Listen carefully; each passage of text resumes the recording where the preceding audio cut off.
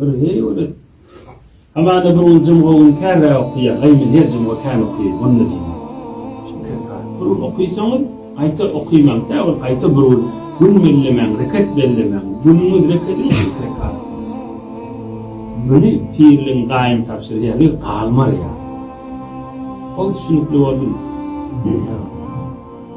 هم قل هو الله أحد وقل يا اللي كده هذا إخلاص الله فيه قل هو الله أحد إخلاص وتدعي من خليه كلين في همزان من الدين ومزان من خلوته هيك ويقوم صلوات شريف هيك قيمة يذبقي نمقي يذنون صلوات الله ذكره في همزان ذكره إما أوني هيك قيمة اللهم صل على محمد وعلى آل محمد سنما ذاك ما صلى اللهم بارك على محمد وعلى آل محمد جي إكس صلوات وليها اللهم صل على بر صلوات اللهم بارك على إكس صلوات Onun hiç koyma. Kellen ağırıptı, öğünde toy var, oğulğu toy edipti, onun devlet işinken, canı tuttuğuyla bağırlığı işinken ve 10 salavatın bağırdı. Bu da kellemde bu asıl.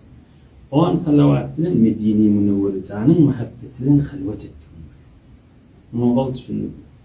Bir iki tane inşallah ya 10 yıl bununla okuyayım. Kimin için üstadlarıyla olana. Şimdi bundan sonra açıklığımda yine de boynumuzda der, yani o ibadet edecek, artık ibadet edecek. Ne misal oldu Yasin Şerif ya